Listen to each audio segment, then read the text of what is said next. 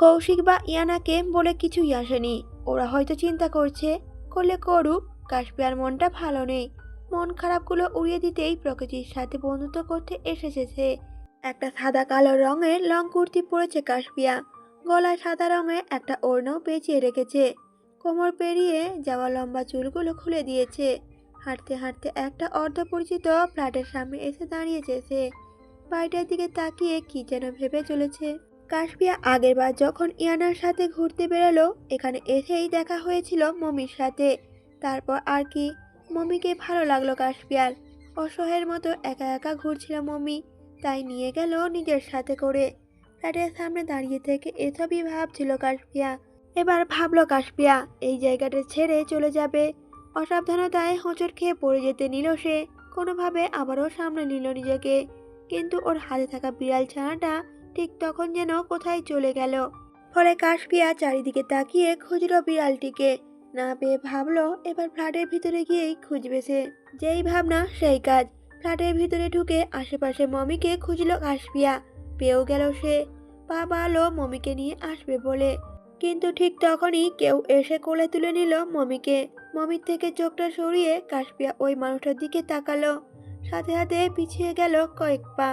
চোখের সামনে এ কাকে দেখছে সে? ইয়াস দাঁড়িয়ে আছে কাশপিয়ার থেকে কিছুটা দূরেই। কাশপিয়ার যে বিশ্বাসই হচ্ছে না কিছুতেই। সে কি স্বপ্ন দেখছে, না হয়তো সত্যিই দেখছে? কাশপিয়ার ইচ্ছে করছে ইয়াসের কাছে যেতে, ইয়াসকে জিজ্ঞেস করতে কেন এত কষ্ট দিল ওকে, কেন এতদিন পালিয়ে বেরিয়েছে ওর থেকে। ইয়াস কি উত্তর দেবে কাশপিয়াকে সব প্রশ্নের? হয়তো না, এতদিনে হয়তো ভুলেই গেছে সে কাশপিয়াকে। কাশপিয়া ভাবছে কথাগুলো। এরই মধ্যেই মুখ তুলে তাকালো ইয়াস। ইয়াসকে ভালোভাবে লক্ষ্য করলো কাশপিয়া। আগের থেকে অনেকটা শুকিয়ে গেছে ইয়াস। কাশপিয়ার ভাবনার মাঝেই ইয়াস বলে উঠল, welcome to our need home, Mrs Yash Raihan. ইয়াসের কথা শুনে চোখ রাঙিয়ে তাকালো কাশপিয়া। ধারালো কণ্ঠে বলল এবার, হু ইজ ইয়াস রায়হান? এই নামে কাউকে আমি চিনি না, আর না তো আমি কারোর মিসেস। কাশপিয়ার কথায় বাঁকা হাসলো ইয়াস। কাশপিয়ার চোখে চোখ রেখে বলল এবার, অথচ তোমার মনে অলিতে গলিতে আমার নামটাই প্রতিধ্বনিত হয় নিস্তব্ধে। আমার অস্তিত্ব মুছে ফেলার সাহস তোমার কোনো কালেই হবে না উপমা। তুমি যে আস্ত আমিটাকেই ধারণ করেছ নিজের আত্মার গভীরতম স্তরে, নিঃশ্বাসের প্রতিটি কম্পনে। ইয়াসের কণ্ঠস্বর প্রতিটি কথা কানে বাজছে কাশপিয়ার। সব রেখে ও একধানে তাকিয়ে আছে ইয়াসের মুখ পানে। ইয়াসের ঠোঁটের কোণে লেগে থাকা হাসি দেখে রাগ হলো কাশপিয়ার। মানুষটা তো ওকে ছাড়া ভালোই আছে, যে ওকে ছেড়ে এসেছে তার জন্য হা হতাশ করে মরেছে এতদিন ও। না, কাশপিয়া ভুল করেছে। ইয়াস নামক পাষাণ মানুষটাকে নিয়ে আর ভাববে না সে, আর ভালোবাসবে না নিজের সবটুকু দিয়ে। কাশপিয়া এবার এগিয়ে এলো ইয়াসের কাছে। ওর হাতে থাকা মমিকে নিতে চাইলে আসলো না মমি। কেমন ঘাপটি মেরে বসে আছে ইয়াসের কোলে, মনে হচ্ছে আগে থেকেই চেনে ওকে। অবাক হলো কাশপিয়া, বিড়ালটা কি তবে ইয়াসের? হয়তো ইয়াসেরই। ওর ফ্ল্যাটের সামনেই তো পেয়েছিল মমিকে। নিশ্চিত হওয়ার জন্য কাশপিয়া বলে উঠল, বিড়ালটা কি আপনার? ইয়াস তখন তাকিয়েই ছিল কাশপিয়ার দিকে। ও তাকাতেই চোখাচোখি হয়ে গেল দুজনের। কি যেন ভেবে কাশপিয়া চোখটা সরিয়ে নিল অন্যদিকে। ফলে মুচকি হেসে বলল ইয়াস, না, আমাদের। কাশপিয়া প্রতি উত্তরে বলল, তার মানে আপনার? তখন ইয়াস বলল, হুম, আমার মানেই তোমার, তোমার মানেই আমার, সুতরাং আমাদের। কাশপিয়া তখন বলল, আপনার মানে আমার, এটা আপনাকে কে বলেছে? আপনি আর আমি আলাদা। আপনার কিছুই যেমন আমার নয়, আর সেরকমই আমার কিছুই আপনার নয়। ইয়াস তখন বলে উঠল, পুরো তুমিটাই তো আমার উপমা। ইয়াসের মন ভোলানো কথায় তেমন পাত্তা দিল না কাশপিয়া। নিজের বলা কথাটা শেষ হতেই চলে যাচ্ছিল সেখান থেকে। তখনই ইয়াসের কণ্ঠস্বর কানে আসলো আবার।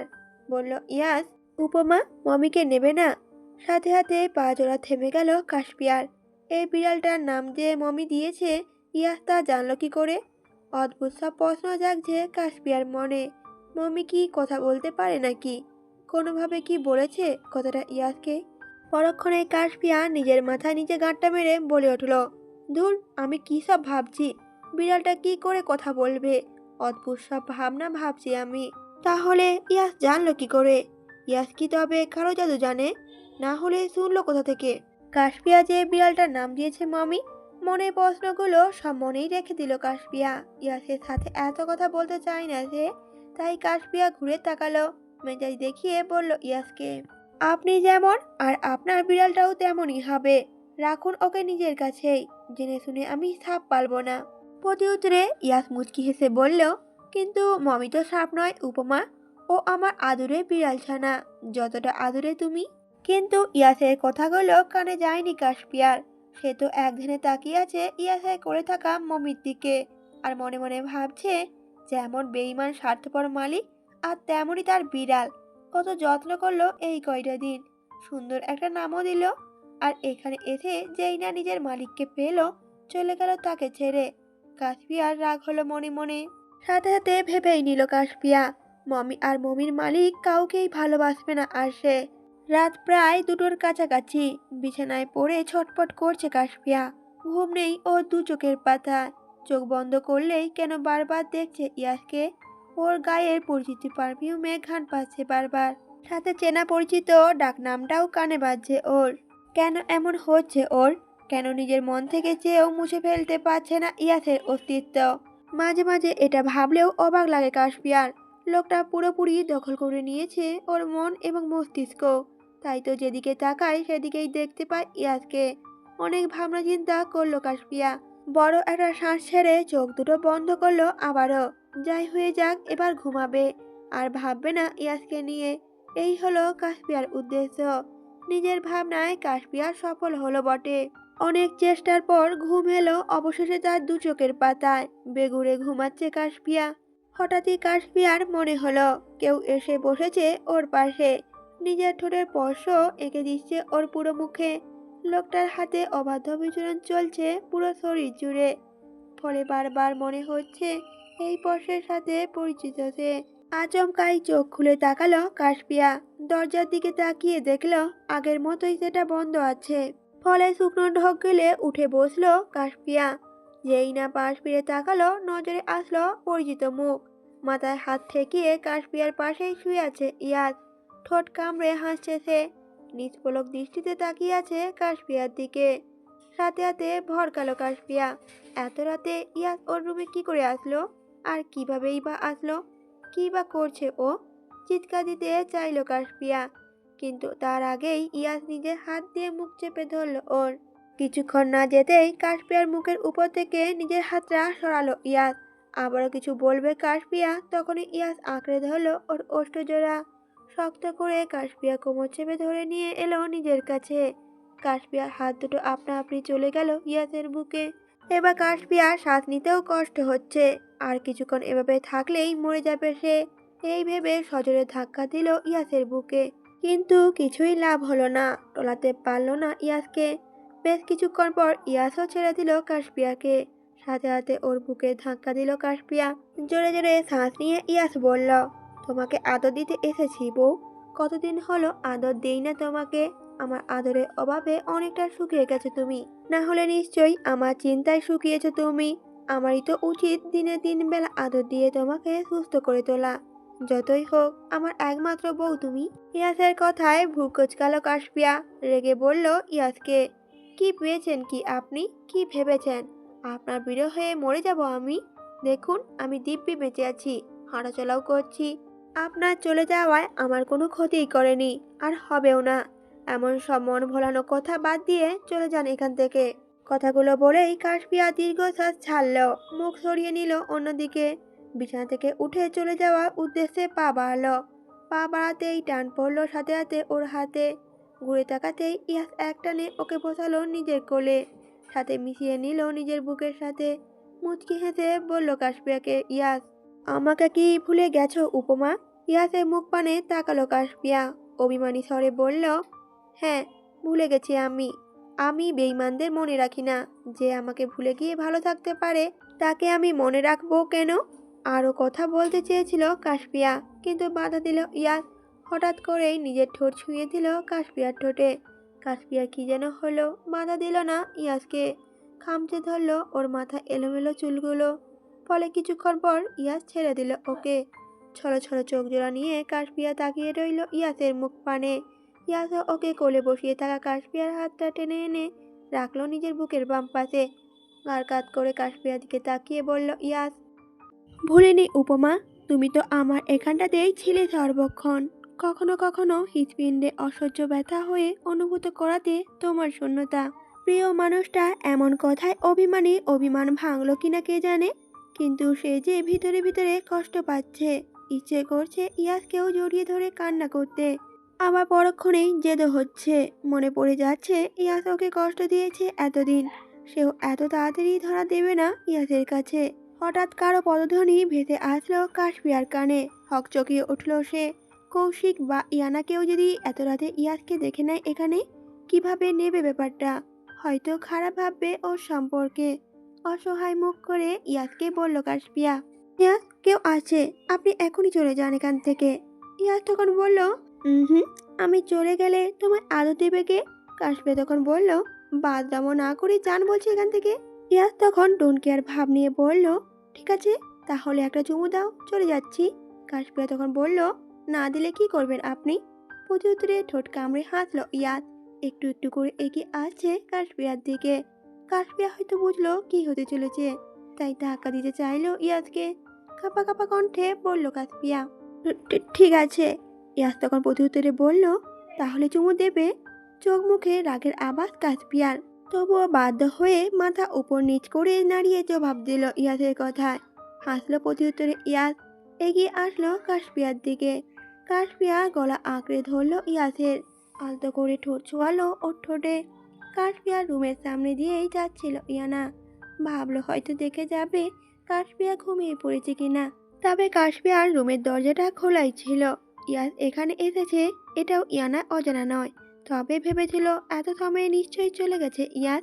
তাই দরজাটা ঠেলে দিতেই ভিতরে এমন দৃশ্য দেখে চোখ মুখ বড় বড় হয়ে গেল ওর। লজ্জায় চলে যেতে চাইল সে, আবারও তাকালো ওদের দিকে। তারপর গলা খাকারি দিয়ে বলল ইয়ানা, মান অভিমান কমেছে তবে? আমি কিন্তু কিছুই দেখিনি, চালিয়ে যাও তোমরা। ইয়ানার কথা শুনে ভূত দেখার মতো চমকে উঠল কাশপিয়া। এদিকে ইয়াসের ভাবভঙ্গির পরিবর্তন হয়নি একটুও। সে তো এখনো বসে আছে আগের মতো করেই, তাকিয়ে আছে কাশপিয়ার সুন্দর মুখশ্রীর দিকে। কাশপিয়া পড়েছে ভারী লজ্জায়, ইচ্ছে করছে এক্ষুনি পালিয়ে যেতে এখান থেকে। কিন্তু ইয়াস তো এখনো দেখে যাচ্ছে ওর লজ্জাবতী লাজে রাঙা মুখমণ্ডলটা। কি যেন ভেবেই হুট করেই জড়িয়ে ধরলো কাশপিয়াকে। তারপর ওর মাথাটা নিজের বুকে চেপে ধরে ইয়ানার উদ্দেশ্যে বলল, আমার উপমা লজ্জা পাচ্ছে ইয়ানা, তুই এখান থেকে যা আগে। আমার বউ লজ্জায় জ্ঞান হারালে তোকে হাজতবাস করাবো কিন্তু। ইয়াসের কথা শুনে মুখ টিপে হাসলো ইয়ানা। বেরিয়ে গেল কাশপিয়ার রুম থেকে। তবে দুজনের মধ্যে বনিবনা হয়ে গেছে দেখে ভালোই লাগছে ওর। মাত্রই হসপিটাল থেকে বেরোলো রুহি, পাশেই উজ্জ্বল। মুখটা কেমন বেজার করে রেখেছে উজ্জ্বল, হাতে কতগুলো রিপোর্ট ওর। রুহি তাকালো উজ্জ্বলের দিকে, মুচকি হেসে বলল ওকে, ভাইয়া, আমি চলে যাব তাই কি তুমি কষ্ট পাচ্ছ? মনে এমন কথায় বুকের ভেতরটা কেঁপে উঠল উজ্জ্বলের। হাতে মেডিকেল রিপোর্টগুলো পড়ে গেল মাটিতে। চোখ গড়িয়ে দুফোঁটা পানিও গড়িয়ে পড়ল ওর, কিন্তু বুঝতে দিল না রুহিকে তা। মিথ্যা আশ্বাস দিয়ে উজ্জ্বল বলে উঠল, তোর কিছুই হবে না রুহি, আমি আছি তো। আমি তোকে বাইরের দেশে নিয়ে যাব, বড় বড় ডাক্তারদের ট্রিটমেন্টে তুই ভালো হয়ে যাবি, একদম চিন্তা করিস না। ভাইয়ের কথায় রুহি জোরপূর্বক হেসে বলে উঠল, তুমি মিছে মিছে আমাকে সান্ত্বনা দিতে আর নিজের মনকে বোঝাতে এভাবে বলছো ভাইয়া? আমি ঠিক হব না, এটা তুমিও নিজেও জানো। মরণব্যাপী রোগ শরীরে বাসা বাঁধলে মানুষ ভালো হয় বুঝি? উজ্জ্বলের কান্না পাচ্ছে। একমাত্র বোনটার এই অবস্থা সহ্য হচ্ছে না ওর। হঠাৎ কিছু না ভেবেই রাস্তার মাঝখানে জড়িয়ে ধরল রুহিকে। বুকের ভিতরটাই কষ্ট হচ্ছে ওর। আল্লাহ কি সব মন্দ ওদের ভাগ্যে লিখেছেন? বোনকে জড়িয়ে ধরে নিঃশব্দে কাঁদল উজ্জ্বল। অনেকদিন ধরেই অসুখে ভুগছে রুহি, আর বারবার বললেও হসপিটালে আসতে রাজি হয়নি সে। হয়তো আন্দাজ করতে পেরেছিল মারাত্মক রোগ ধরেছে ওর শরীরে। উজ্জ্বল এক এক করে মাটিতে পড়ে থাকা মেডিকেল রিপোর্টগুলো সব হাতে তুলে নিল। তারপর রুহিকে ধরে বলল, চল বোন, বাড়ি চল। তখন রুহি বলল, ভাইয়া তুমি যাও, আমি একটু পর আসছি। আমি একটু হাঁটাহাঁটি করব, প্রকৃতির সাথে একটু একা থাকবো। উজ্জ্বল শুনল বোনের কথা, ওর মাথায় হাত বুলিয়ে দিয়ে চলে গেল আর বলল তাড়াতাড়ি যেন বাড়ি ফিরে আসে। চারিদিকে হালকা বাতাস বইছে, প্রকৃতি খুব শান্ত। এই পরিবেশে হাঁটতে যে কারোরই মন খারাপ উড়ে যাবে নিমিষেই। রুহি হেঁটে যাচ্ছে শুনশান নিরিবিলি রাস্তাটা দিয়ে। হঠাৎই ওর কানে আসলো অপরিচিত সেই নামটা। হ্যাঁ, ইয়াসের নাম ওর কানে এসেছে। ফলে রুহি দ্রুত মাথাটা ঘুরিয়ে তাকালো। বুঝলো ওর ভুল হয়েছে। এক নামে তো অনেক মানুষই থাকে এই পৃথিবীতে। অন্য কাউকে হয়তো ইয়াস নামে ডেকেছে কেউ। তারই বোঝা ভুল হয়েছে। আবারও হাঁটতে শুরু করলো রুহি। রাস্তার দুই পাশে সারিবদ্ধ অনেক গাছপালা। এসবের মাঝে সুন্দর করে বেঞ্চ পাতানো রয়েছে। সেটা দেখে রুহি গিয়ে বসলো তাতে। কি যেন ভেবে দীর্ঘশ্বাস ছাড়ল রুহি। আকাশ পানিয়ে তাকিয়ে আফসোসের স্বরে বলল রুহি, হ্যাঁ খোদা, একটাই তো জীবন। আমার এই এক জীবনে এত অপূর্ণতা কেন দিলে তুমি? কথাটা বলেই চোখ বন্ধ করে শ্বাস ছাড়ল রুহি। বেঞ্চের সাথে মাথাটাও এলিয়ে দিয়ে কি যেন ভাবতে শুরু করলো সে। বিষণ্ণ মন নিয়ে গালে হাত দিয়ে সোফায় বসে আছে কাশপিয়া। তাকিয়ে আছে জানালার দিকে। ইয়ানা এখন হসপিটালে। কৌশিকও নিজের রুমেই আছে। কৌশিকে এখনো মাঝে মাঝে মাথাটা ব্যথা করে। তাই কাশপিয়াই বলেছে শুয়ে থাকতে। কৌশিকের সাথে কি হয়েছে ভাবলেই অন্তরাত্মা কেঁপে ওঠে ওর। ইয়ানার থেকেই শুনেছে সবটা। কৌশিক এই লন্ডনে এক নামী ল ফার্মে কর্পোরেট লয়ার হিসেবে কাজ করে। শেষবার যে কোম্পানি কেস লড়ছিল সেই কোম্পানি একটা বড় চুক্তিতে প্রতারণা করেছে। এসব ঘটনা না জেনেই তাদের সাপোর্ট করেছিল কৌশিক। কিন্তু পরে যখন বুঝলো সে ভুল করেছে, ওই কোম্পানির বিরুদ্ধে চলে যায় সে। যা পছন্দ হয়নি কোম্পানি মালিকের। ওনারা সবাই ঝামেলা করে। ফলে নানা ঝামেলায় কৌশিকের জবটাও চলে যেতে বসেছিল। ইয়াস আর কৌশিক দুজনে বেস্ট ফ্রেন্ড ছিল। ইয়ানার সাথে কৌশিকের পরিচয়টা ইয়াসের মাধ্যমে। সবটা শুনে ইয়াস কোনোভাবে জড়িয়ে পড়েছিল এসবের মাঝে। কৌশিকের প্রতি এমন অন্যায় মেনে নিতে পারেনি সে। ওই কোম্পানিটা ইয়াসের স্টুডেন্ট মেহিকের আব্বুর। ইয়াসের বাড়াবাড়ি দেখে কৌশিকের রাগটা উনি মেটাতে চেয়েছিলেন ইয়াসের প্রতি। ইয়াস ক্লাস নিচ্ছিল সেদিন। তখনই কেউ কল দিল কৌশিকে বিপদ হয়েছে। ফোনে এই কথাটা শোনা মাত্রই মাথা কাজ করছিল না ইয়াসের। ভাবলো ঘটনাটা হয়তো সত্যি। তাই ছুটে যাচ্ছিল ওদের দেওয়া লোকেশনে। তখনই দ্রুত গতিতে কোথা থেকে একটা গাড়ি আসলো। উদ্দেশ্য হয়তো ইয়াসকে মারা। কিন্তু কৌশিক বাঁচিয়ে নিল ইয়াসকে। ধাক্কা দিয়ে ওকে সরিয়ে দিল রাস্তা থেকে। গাড়িটা এসে ইয়াসের বদলে কৌশিককেই ধাক্কা দিল। গাড়িটা ধাক্কা দেওয়ার সাথে সাথে কৌশিক গিয়ে ছিটকে পড়লো কিছু দূরে। পাকা রাস্তায় ওভাবে পড়ায় মাথাটায় ব্যথা পেল অনেক। তখনও কেউ বুঝেনি এত কিছু কেন হলো। সব বলে ইয়াসের মাথা আসলো যে করেই হোক কৌশিককে বাঁচাতে হবে। হসপিটালে যখন মৃত্যুর সাথে পাঞ্জা লড়ছিল কৌশিক, তখন ভাঙা ভাঙা কণ্ঠে বারবার বলছিল ইয়াসের হাত ধরে। ওর কিছু হয়ে গেলে কাশপিয়াকে যেন দেখে রাখে ইয়াস। কাশপিয়ার কাছে যেন পৌঁছে দেয় কৌশিকের মৃত্যুর খবর। কথাগুলো ভাবতেই আবারও ভয়ে ধক করে ওঠে কাশপিয়ার। ওর অজান্তে যে কত কিছু হয়ে গেছে কৌশিকের সাথে নিজেও জানে না সে। দরজায় টুংটাং আওয়াজে ধ্যান ভাঙল ওর। নিজেকে স্বাভাবিক করলো কাশপিয়া। উঠে গিয়ে খুলে দিল দরজাটা। দরজার সামনে দাঁড়িয়ে থাকা মানুষটাকে দেখে মনে হয় খুব একটা খুশি হলো না কাশপিয়া। ইয়াস দাঁড়িয়ে আছে দরজার সামনে। ওর করে ঘাপটি মেরে বসে আছে মমি। ইয়াস কিছু বলবে তার আগেই চোখ মুখ শক্ত করে বলল কাশপিয়া, কি চাই? প্রতি উত্তরে ইয়াস হালকা হেসে বলল, যদি বলি তোমাকে চাই। কাশপিয়া তখন বলল, তাহলে বলবো ফিরে যান আপনি। ইয়াস হাসলো কেবল। কাশপিয়ার পাশ কাটিয়ে ঢুকলো ভেতরে। কৌশিক আর ইয়ানা নিচেই ছিল।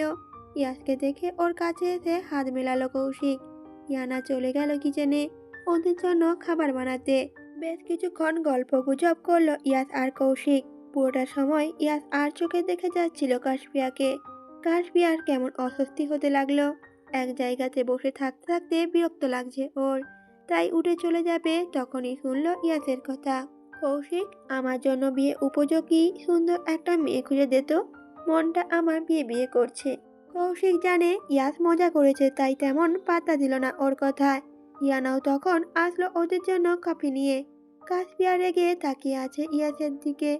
সামনে জলজান্ত বউ দাঁড়িয়ে আছে আর ও আবার বলছে বিয়ে করবে। কাশপিয়ার রাগ হচ্ছে প্রচন্ড। ইচ্ছে তো করছে ইয়াসের মাথার চুলগুলো সব ছিঁড়ে ফেলতে। কিছুক্ষণ ওভাবে দাঁড়িয়ে থেকে গটগট করে হেঁটে গেল কৌশিকের কাছে। বলল, ওকে ভাইয়া, আমি বিয়ে করব। আমার জন্য ছেলে দেখো। কৌশিক হাঁ করে তাকিয়ে আছে কাশপিয়ার দিকে। ওকে কাছে টেনে গালে কপালে হাত দিয়ে দেখলো জ্বর এসেছে কিনা। না, সবই তো ঠিক আছে, তাহলে কাশপিয়া হুট করে বিয়ের কথা বলছে কেন? যে মেয়ে বিয়ের নাম শুনলে মামির সাথে ঝগড়া বাঁধাতো সে নিজ মুখে বলছে বিয়ে করবে। কৌশিক অবাকের সহিত জিজ্ঞেস করলো কাশপিয়াকে। তুই ঠিক আছিস বোন? কাশপিয়া প্রত্যুত্তরে বলল, ঠিক থাকবো না কেন? তুমি এমন ভাব করছো মনে হচ্ছে আমি আকাশে চাঁদ এনে দিতে বলেছি। বলেছি ভালো দেখে একটা বর এনে দিতে। এমন অবাক হওয়ার কি আছে তাতে? কৌশিক এবার নিজেকে স্বাভাবিক করলো। একবার তাকালো কাশপিয়ার দিকে, আবার তাকালো ইয়ানার দিকে। তারপর ঠাট্টার স্বরে বলল কৌশিক, তা তো দেবই। চলো ইয়ানা, আমাদেরকে কাশপিয়ার জন্য পেট মোটা টাকলা স্বাস্থ্যবান বর খুঁজে বের করতে হবে। ভাইয়ের কথা শুনে কাশপিয়া হয়তো বুঝলো তার ভাই ঠাট্টা করছে ওর সাথে, তাই রাগ দেখিয়ে চলে গেল নিজের রুমে।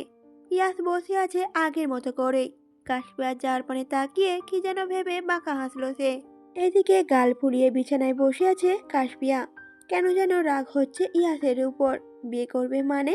কাশপিয়া তো এখনো বেঁচে আছে, বউ রেখে আবার বিয়ে করে কেউ? এসব ভাবছে আর রাগে ফুঁসছে কাশপিয়া। হঠাৎ মনে হলো কাশপিয়ার দরজার সামনে কেউ দাঁড়িয়ে আছে। উঠে দেখতে যাবে ঠিক তখনই কোথা থেকে দৌড় আসলো মামি।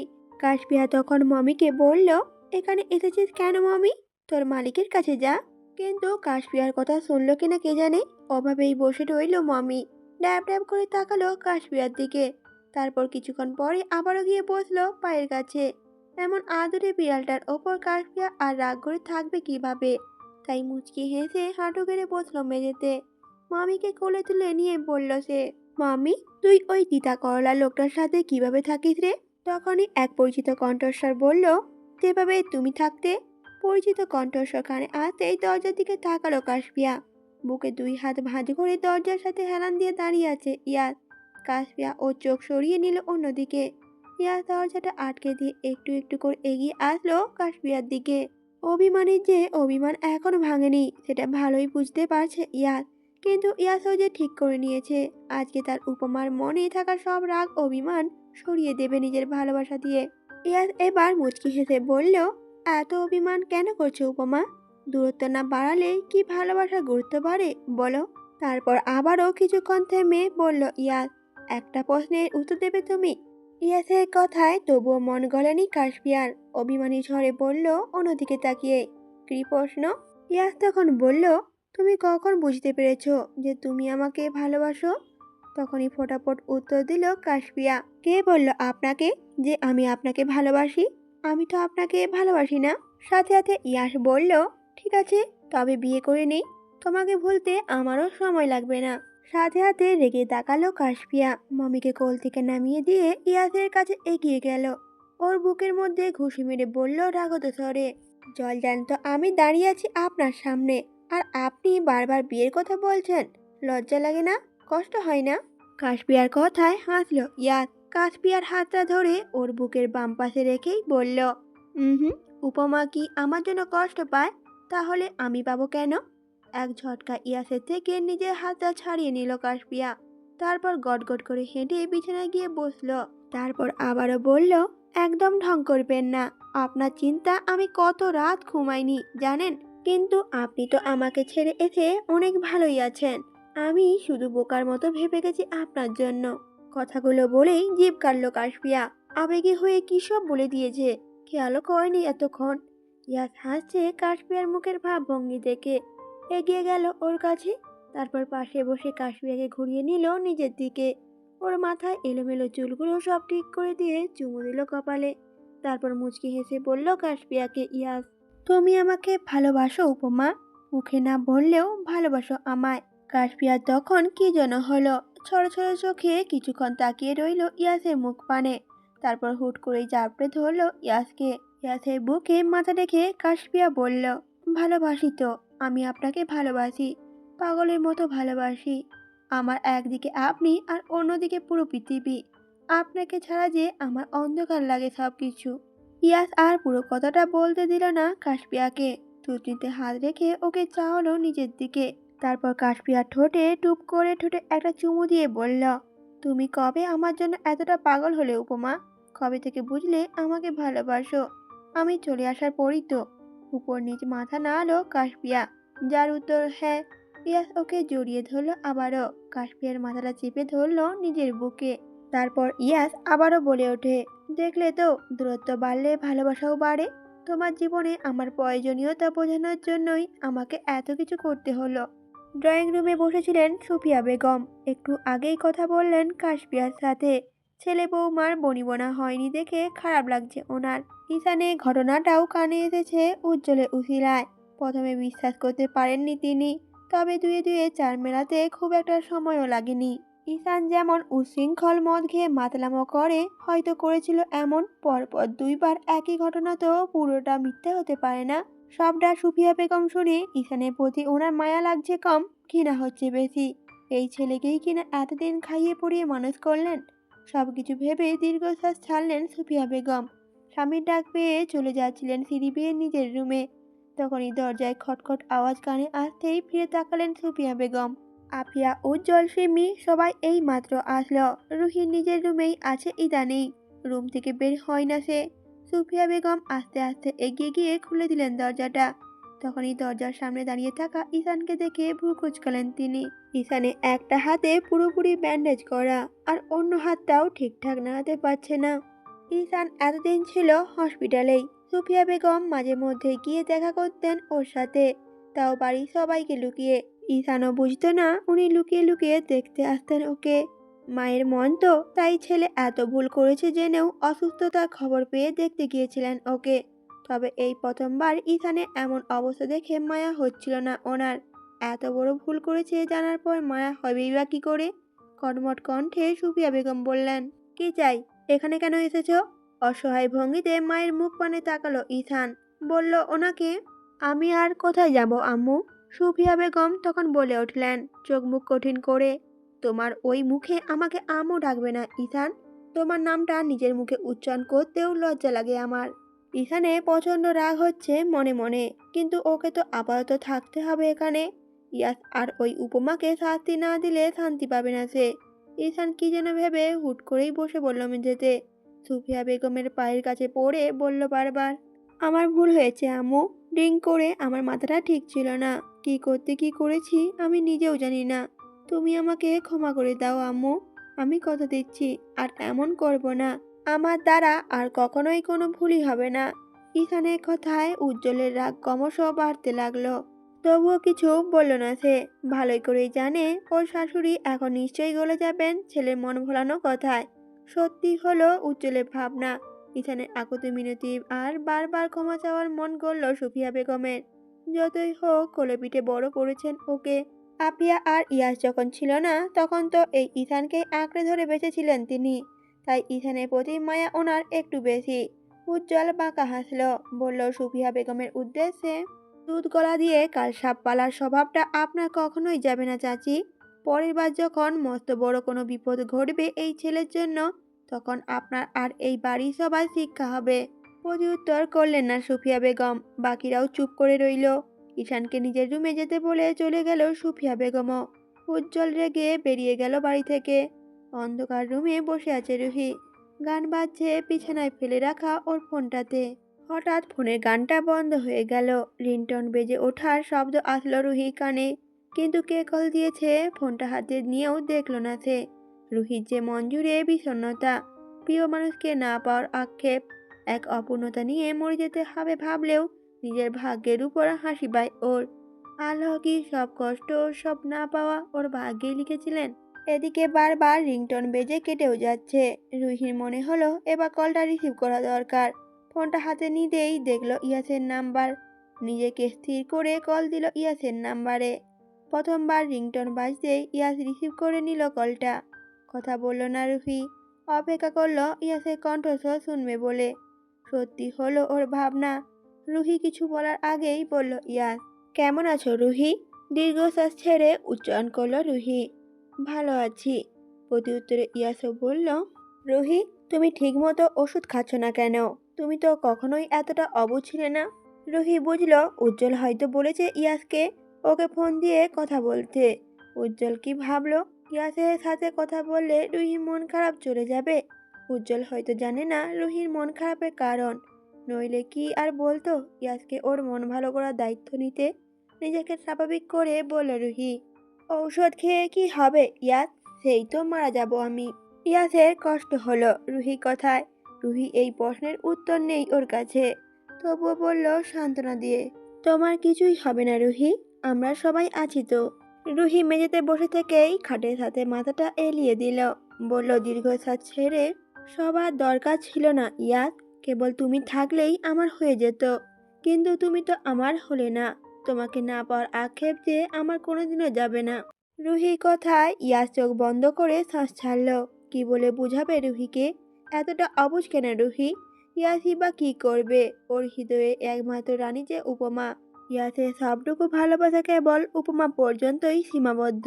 অন্য কাউকে কিভাবে ভালোবাসবে ইয়াস? এ যে কোনো কালেই সম্ভব নয়। ইয়াসের নীরবতা দেখে রুহি মুচকি হাসল, বলল ইয়াসকে, তুমি আমাকে স্বার্থপর ভাবছো তো ইয়াস?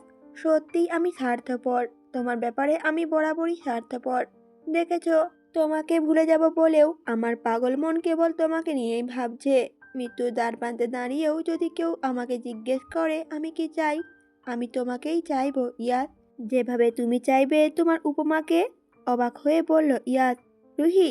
রুহি বুঝলো ইয়াস বিরক্ত হচ্ছে ওর কথায়, তাই আবারও বলল রুহি, রাখছি। তোমাকে চেয়ে আমি নিজের পাপ বাড়াতে চাই না। তুমি ভালো থেকো ইয়াস। পৃথিবীর সব ভালো তোমার হোক। তোমার কপালেই সব ভালো জুটুক। আমাকে একটু মনে রেখো, ভালোবাসা না হোক ঘৃণায়, তবুও প্লিজ মনে রেখো।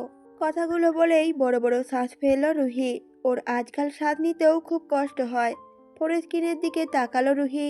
ইয়াসকে এতক্ষণ কি বলেছে ভেবেও রাগ লাগছে নিজের ওপর। ফোনের ওপাশে ইয়াস হয়তো বুঝলো রুহি অবস্থা কি হয়েছে, তাই দীর্ঘশ্বাস ছাড়ল ইয়াস। চিন্তিত কণ্ঠে উচ্চারণ করলো কেবল, রুহি তুমি অসুস্থ, এত কথা বলো না। প্রতি উত্তরে রুহি বলল, কলটা কেটে দাও ইয়াস, আর আমাকে কল দিও না তুমি। ইয়াসও শুনল রুহির কথা, কলটা কেটে দিল কিছুক্ষণ অপেক্ষা করে। আজকে নিজেকে বড় স্বার্থপর লাগছে ইয়াসের কাছে। ইয়াস রুহিকে যে নিজের সবসময় বনি ভেবে এসেছে চিরকাল। ওর পাগলামিতে সাইজ জানায়নি কখনোই, কিন্তু মেয়েটা যে এখনো ওকে পাগলের মতো ভালোবাসে। দেশে না গেলে বুঝতোই না ইয়াস। গিয়েছিল তো তার ভালোবাসাকে খুঁজতে। কারো মন ভাঙার কারণ হয়ে ফিরে আসতে হবে জানা ছিল না ওর। কাশপিয়া এতক্ষণ দাঁড়িয়েছিল ওর ব্যালকনিতে, কথা বলে যাচ্ছিল মমির সাথে। তখনই হঠাৎ চোখে পড়ল পাশের ফ্ল্যাটের দিকে। ওর রুমে ব্যালকনি বরাবর ইয়াসের রুম। কাছের জানালার কাছে দাঁড়িয়ে আছে ইয়াস, এক ধ্যানে তাকিয়ে আছে কাশপিয়ার দিকে। কাশপিয়া যখন এসেছিল তখন বেছে বেছে ফ্ল্যাটের সবচেয়ে বড় রুমটাই দেওয়া হয়েছিল ওকে। শুনেছে এই রুমটাতে আগে ইয়ানা থাকতো। ভালোই হলো, ব্যালকনিতে আসার বাহানায় ইয়াসের উপর নজর রাখা যাবে। কৌশিকরা এখানে আসার পর ইয়ানার আব্বু আম্মু চলে গেছেন নিচতলায়, যেখানে আগে কৌশিকরা থাকতো। তবে ওনারা দেখা করে যান প্রতিদিনই এসে। কৌশিক এখন অনেকটাই সুস্থ আছে, আবার মন দেবে নিজের কাজে। আজকেই তো ওর লং ফার্ম থেকে নোটিশ এসেছে, সুস্থ হলে যেন জয়েন করে আবারও। কৌশিকের ল ফার্মে এক সিনিয়র এসেছে আজ, নাম ওনার রাকিব। কোনোভাবে হয়তো দেখেছে কাশপিয়াকে, কিছু না ভেবেই বিয়ের প্রস্তাব দিয়ে বসেছে কৌশিকের কাছে। প্রথমে কৌশিক আমতা আমতা করলেও পরে আবারও সায় দিল, কারণ কাশপিয়া বড় হয়েছে, বিয়ে তো ওকে দিতেই হবে। তাই দেরি না করে বিয়েটা এখনই দিলে মন্দ হবে না। ছেলেটাও সুন্দর, উচ্চশিক্ষিত, ভালো চাকরি করে। কাশপিয়ার সবসময় ভালো থাকবে ওর কাছে। কৌশিক এই বিয়েতে সম্মতি দিয়েছে দেখে রাগ হলো ইয়ানার। এ কেমন বিচার কৌশিকের? নিজে ভালোবেসে বিয়ে করলো, অথচ বোনকে জিজ্ঞেসও করলো না তার কোনো পছন্দ আছে কিনা। সবচেয়ে বড় কথা, কাশপিয়া তো বিবাহিত। ইয়াস এসব জানলে ঝামেলা বাঁধাবে নিশ্চয়ই। সকাল গড়িয়ে বিকেল হয়েছে, আকাশে মেঘ ডাকছে আজ। হুট করেই প্রকৃতি কেমন অশান্ত হয়ে উঠেছে। দরজায় ঠকঠক আওয়াজে ধ্যান ভাঙে কাশপিয়ার। তাকিয়ে দেখতে পেল কৌশিক আর ইয়ানাকে। কৌশিকের ঠোঁটের কোণে হাসি লেগে আছে, অথচ ইয়ানার মুখে কেমন রাগি রাগি ভাব। এই দুজনের মধ্যে ঝামেলা হলো কি না বুঝতে পারছে না কাশপিয়া। ঝামেলা হলে তো আবার একসাথেও আসতো না দুজনে। হয়তো অন্য কারণে রেগে আছে ইয়ানা। মুখে হাসি টেনে ভাই ভাবিকে ভেতরে আসতে বলল কাশপিয়া। কৌশিকও এগিয়ে এসে কাশপিয়ার হাতে কিছু শপিং ব্যাগ ধরিয়ে দিল, বলল সেজে গুজে রেডি হতে। তবে কাশপিয়া বুঝল না কিছুই। ওরা কি কোনো অনুষ্ঠানে যাচ্ছে, নাকি বাড়িতে গেস্ট আসবে? কৌতূহলী হয়ে জিজ্ঞেস করলো কাশপিয়া, ভাইয়া সাজবো কেন? আমরা কি কোথাও যাচ্ছি? প্রতি উত্তরে কৌশিক বলল, না, বাসায় গেস্ট আসবে। কাশপিয়াও অবাক হয়ে বলল, গেস্ট আসার সাথে আমার সাজগোজের কি সম্পর্ক? কৌশিকও তখন বলল, এত কথা বলিস না তো কাশপি, যা বলছি তাই কর। ইয়ানাকে আর কিছু বলার সুযোগ না দিয়ে চলে গেল কৌশিক। সাথে কাশপিয়ার বিছানায় শপিং ব্যাগগুলো সব রেখে চলে গেল ইয়ানাকে নিয়ে। ঘর ভর্তি মানুষের সামনে বসে আছে কাশপিয়া। গায়ে জড়ানো একটা নীল রঙের সুন্দর জামদানি শাড়ি, আবার তার উপর সোনালি সুতোর কাজ করা। কৌশিক অনেকগুলো শাড়ি এনে দিয়েছিল কাশপিয়াকে। বেছে বেছে নীল রঙের শাড়িটাই পরলো কাশপিয়া। তবে কারণও আছে বটে, এই রংটা তো ইয়াসের পছন্দের। কিন্তু ইয়াসের পছন্দের রঙের শাড়ি পরেই অন্য কারোর সামনে বসে আছে কাশপিয়া। এখানে এসে যা বুঝলো, কৌশিক বিয়ে ঠিক করতে চাইছে ওর। বারবার বলার পরেও ছেলেটার দিকে সে তাকিয়েও দেখেনি। রাগ হচ্ছে খুব কাশপিয়ার। কৌশিক না জানুক, ইয়ানা তো জানে কাশপিয়া নিজের মন দিয়ে বসে আছে ইয়াসকে। তাহলে কেন এত আয়োজন তার বিয়ে নিয়ে, তাও আবার অন্য কারোর সাথে? ছেলের বাড়ির লোক বলল কৌশিকের উদ্দেশ্যে, তোমার বোনকে আমাদের ছেলের বড্ড পছন্দ হয়েছে কৌশিক। তুমি বললে আজকে বিয়ের দিন তারিখ ঠিক করে নিতে চাই। ভদ্র মহিলাটি কথাটা বলা শেষ হলো কিনা জানি না, কিন্তু কিছু ভাঙার শব্দ আসলো কানে সবার। সবার চোখ গেল সদর দরজার দিকে। কাশপিয়াও তাকালো সেদিকে। তখনই নজরে আসলো ইয়াসের রাগান্বিত মুখশ্রী। ইয়াসকে রেগে মেগে দাঁড়িয়ে থাকতে দেখে দ্রুত উঠে দাঁড়ালো সে। কৌশিকও বিভ্রান্ত হলো। ইয়াসে এমন কাজে কি এমন হলো যে বাড়ি বয়ে এসে এভাবে ভাঙচুর করছে ইয়াস? এদিকে ইয়ানাও চুপ করে দাঁড়িয়ে রইল রুমের এক কোণে। এরকম কিছু যে হবে সে আগে থেকেই জানা ছিল তার। ইয়াস এগিয়ে আসলো কৌশিকের কাছে। ভুজোড়া কুচকে রাগান্বিত মুখশ্রী নিয়ে তাকালো কাশপিয়ার দিকে। কালকেই তো সব ঠিক হলো ওদের মধ্যে। কোন সাহসে তাহলে উপমা ছেলেপক্ষের সামনে এসে এভাবে কোণে সেজে বসেছে? ইয়াতে প্রচন্ড রাগ হচ্ছে, ইচ্ছে করছে সবার সামনেই টেনে চড় বসাতে কাশপিয়ার গালে। এদিকে বিতু চাহনিতে কাশপিয়া একবার তাকাচ্ছে তার ভাইয়ের দিকে, তো আরেকবার তাকাচ্ছে ইয়াসের দিকে। এদিকে কৌশিকও হতভম্ব হয়ে জিজ্ঞেস করে উঠল ইয়াসকে, এসবের মানে কি ইয়াস? ইয়াস প্রতি উত্তরে রাগান্বিত হয়ে বলল, একই প্রশ্ন তো আমারও। এসবের মানে কি কৌশিক? আমার বিয়ে করা বউকে তুই কোন সাহসে অন্য কারোর সাথে বিয়ে দিতে চাইছিস? ইয়াসের কথা শুনে সাথে সাথে কৌশিকের চোখ মুখে ভাবভঙ্গি পরিবর্তন হলো। মনে হলো ইয়াসের কথাটা শুনে যেন আকাশ থেকে পড়ল ও। কাশপিয়ার সাথে ইয়াসের বিয়ে হলো কবে, আর কিভাবেই বা হলো? এই কথাগুলো তবে এতদিন ইয়াস বা কাশপিয়া কেউ বলল না কেন ওকে? অবাকের সহিত জিজ্ঞেস করে উঠল কৌশিক, তোর বিয়ে করা বউ মানে? মজা করছিস ইয়াস আমার সাথে? কৌশিকের মুখভঙ্গি দেখে ইয়াস বাঁকা হাসল। পাশে দাঁড়িয়ে থাকা কাশপিয়াকে টেনে নিয়ে আসলো নিজের কাছে। তারপর হাত রাখলো ওর কোমরে। কাশপিয়াও তাকিয়ে আছে ইয়াসের দিকে। ইয়াসও তাকালো তার উপমার মুখ পানে। তারপর আলতো করে চুমু দিল কাশপিয়ার কপালে। উপস্থিত সবাই মুখ ঘুরিয়ে নিল অন্যদিকে। তরতর করে রাগ বাড়ছে কৌশিকের। বাইরের মানুষদের সামনে ঝামেলা করবে না ভেবে কিছু বলতেও পারছে না। কিন্তু ইয়াসের এমন অসভ্যতামিতে বিরক্ত হচ্ছে কৌশিক। সবার মুখ জুড়ে বিরক্ততার ছাপ থাকলেও তবে মিটিমিটি হাসছে ইয়ানা। কৌশিকের দিকে তাকালো ইয়াস, বলল ওকে এবার, দেখলি তো কৌশিক, তোর বোন আমাকে বাধা দেয়নি, এর থেকে বেশি কিছু করলেও বাধা দিবে না। বুঝে নে এবার মজা করছি কিনা আমি।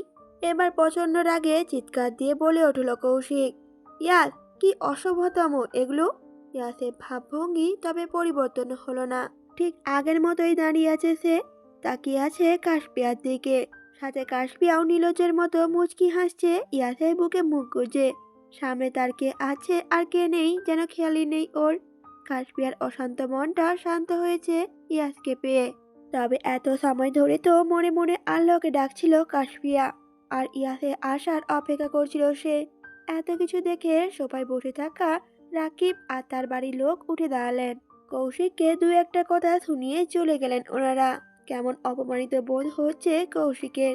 ওরা দুজনেই যদি বিয়ে করেছে তাহলে আগে বললো না কেন? কৌশিক আর ইয়াসের মধ্যে ঝামেলা হলো বেশ। কাশপিয়াকেও বকাঝকা দিল কৌশিক।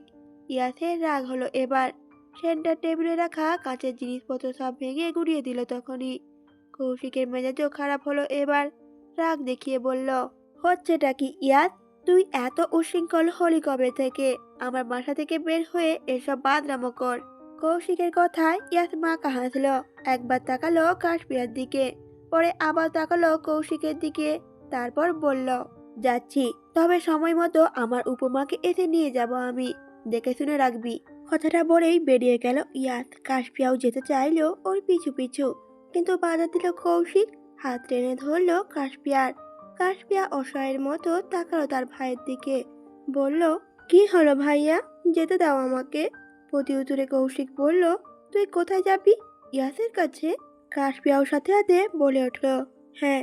কৌশিক তখন বলল, তাহলে আর আমার বাড়িতে আসবি না, আমাকে ভাইয়াও বলেও আর ডাকবি না। আমি ভুলে যাব তুই আমার বোন। কাশপিয়া চোখ দুটো ছলছল করে উঠল ভাইয়ের কথায়। এই বুঝি চোখ বেয়ে পানি পড়বে এমন অবস্থা। ইয়ানার কাছে বিরক্ত লাগছে কৌশিকের কাজগুলো। কিছু বললেও শুনবে না কৌশিক, ভালো করেই তা জানে। তাই ইয়ানা কিছু বলল না। কাশপিয়াকে চোখের ইশারায় শান্ত হতে বলল কেবল। কৌশিক ধমকের স্বরে কাশপিয়াকে নিজের রুমে যেতে বলল। কাশপিয়াও শুনল ওর কথা। একরাত মন খারাপ নিয়ে চুপচাপ চলে গেল নিজের রুমে। অপরদিকে রুহির অসুস্থতা বাড়ছে দিন দিন। না পেরেই ডাক্তারের পরামর্শে উজ্জ্বলকে নিয়ে এসেছে লন্ডনে, আর সাথে সাথে ভর্তিও করেছে একটা হাসপাতালে। একটি ক্যান্সার চিকিৎসা ইউরোপের অন্যতম শীর্ষ হাসপাতালে। ইয়াসের ভরসায় আর ডাক্তারদের কথাই নিয়ে আসা এখানে। ইয়াসও আসলো মাত্রই করিডোরে বসে থাকা উজ্জ্বলের কাছে গেল ও। সিমি আর আপিয়াও আছে। সিমি তো কান্না করছে রুহির অবস্থা দেখে। ইয়াস আসতেই দৌড়ে গেছে ওর কাছে, কান্না করতে করতে বলছে, মামাই, ও মামাই, আমার ফুপি কি আর ভালো হবে না? সিমির কথা ইয়া সিমির মাথায় হাত বোলালো, বলল সান্ত্বনা দিয়ে, সিমি, রুহি ভালো হয়ে যাবে, আল্লাহকে ডাকো, উনি সব ঠিক করে দেবেন। তখনই সিমির পেছন থেকে উজ্জ্বল বলে উঠল, মিথ্যা আশ্বাস দিও না ইয়াস, এটা কি আদৌ সম্ভব? উজ্জ্বলের কথায় ঘুরে তাকালো ইয়াস, বলল, ভেঙে পড়ো না, আল্লাহর উপর ভরসা রাখো ভাইয়া। দীর্ঘশ্বাস ছেড়ে উজ্জ্বল বলল, এছাড়া আর কি বা করবো আমি। অপরদিকে কাশপিয়া দাঁড়িয়ে আছে ব্যালকনিতে, বারবার তাকাচ্ছে ইয়াসের ফ্ল্যাটের দিকে। এক নজর ওকে দেখবে বলেই হয়তো বারবার এখানে এসে দাঁড়াচ্ছে। কিন্তু ইয়াস কোথায়? কেন ওর দেখা পাচ্ছে না কাশপিয়া? আজ দুদিন হলো ইয়াসের কোনো খবর নেই। বারবার ফোনটা হাতে নিয়ে কল দিচ্ছে ইয়াসের নাম্বারে, কিন্তু রিসিভ করছে না ইয়াস। এদিকে কৌশিকও উঠে পড়ে লেগেছে ওর বিয়ে দেবে বলে, কারণ ইয়াসের কাজে বিরক্তি চলে এসেছে কৌশিকের। কাশপিয়াকে যদি ওর ভালোই লেগে থাকে তাহলে বলতে পারতো সুন্দর মতো করে ইয়াস, কিন্তু তা না করে বাইরের লোকের সামনে এভাবে অপমান করলো। ওনারা চলে যাওয়ার পরও ঝামেলা করলো কৌশিকের সাথে ইয়াস। এগুলো ভেবেই জেদ করে বসেছে কৌশিক।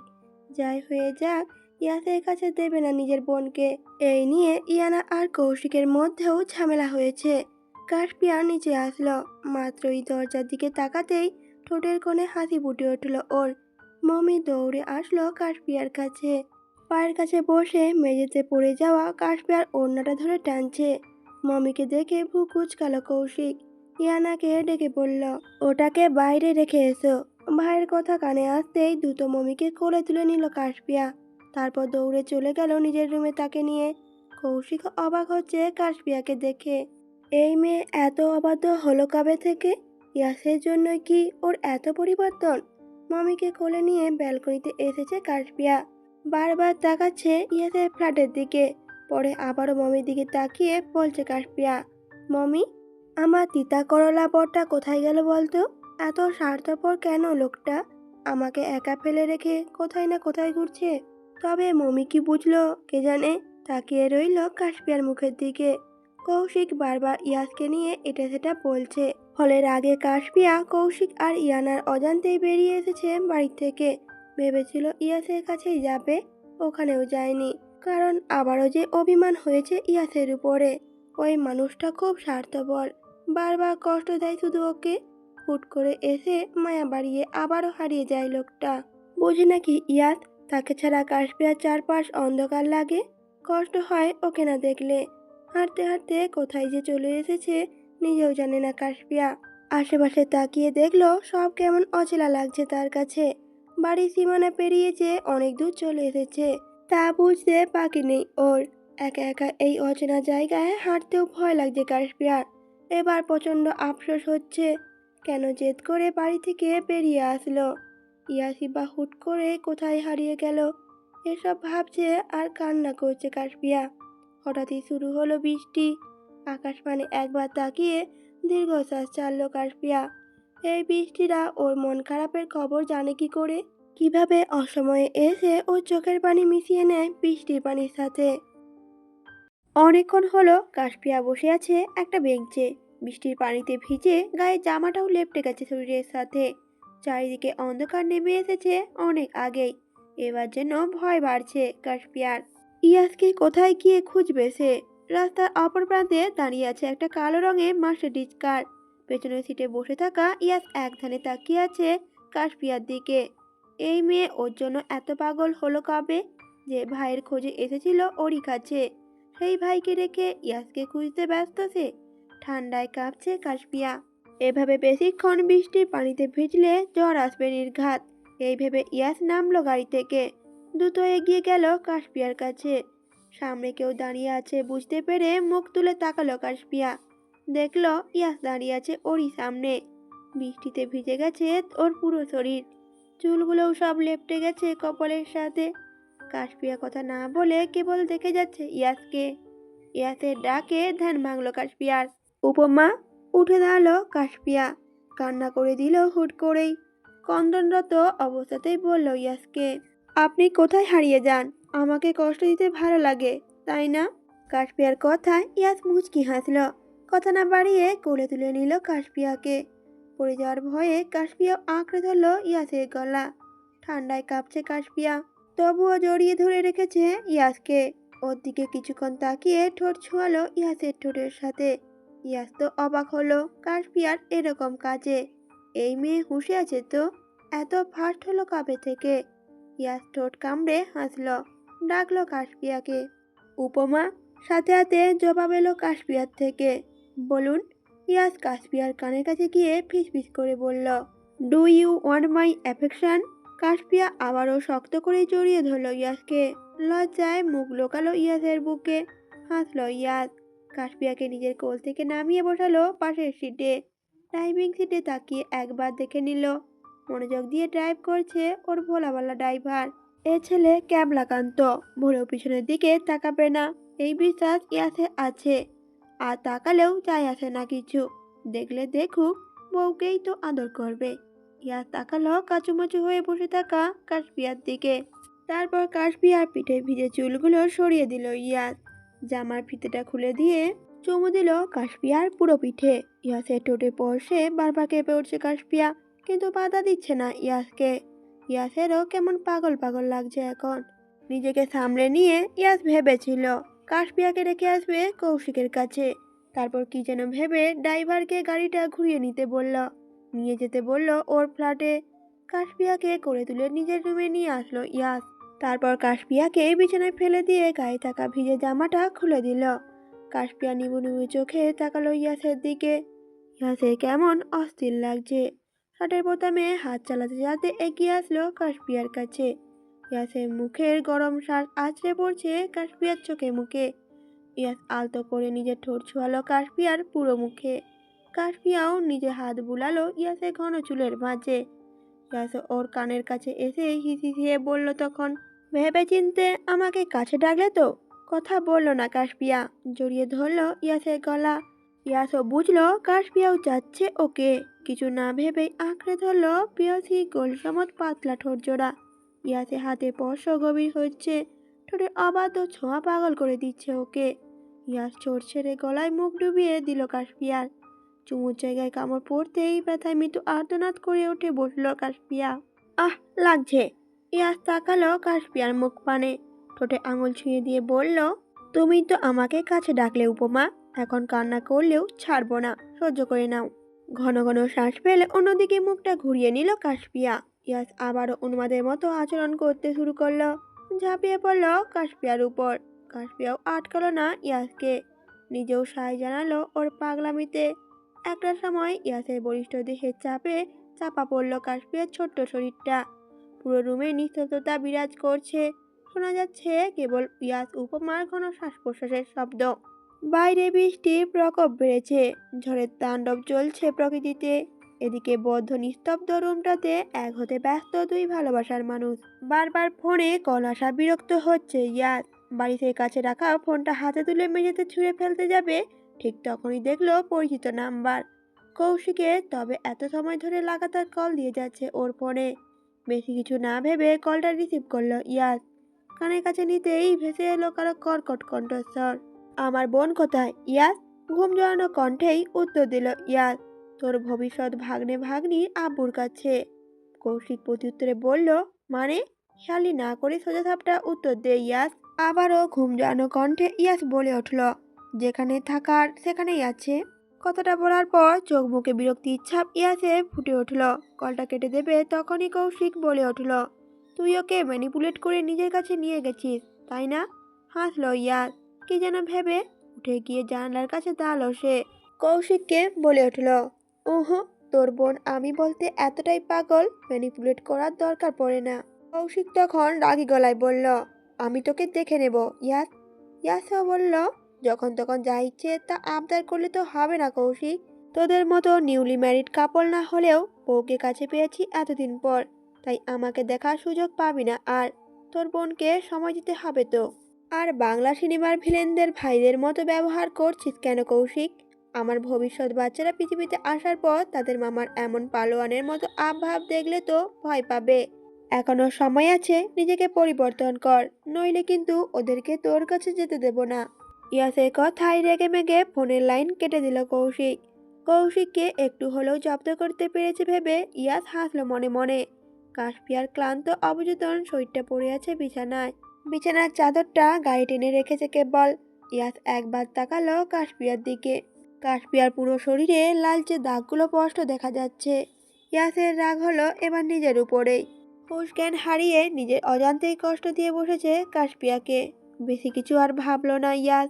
বিছানায় শুয়ে থাকা কাশপিয়াকে কোলে তুলে নিয়ে গেল ওয়াশরুমে। হঠাৎ শাওয়ারে পানি এসে কাশপিয়ার উন্মুক্ত পিঠে পড়তেই তীব্র জ্বালায় চোখ মুখ কুঁচকে বন্ধ করে নিল সে। খামচে ধরল ইয়াসের পেশিবহুল হাত।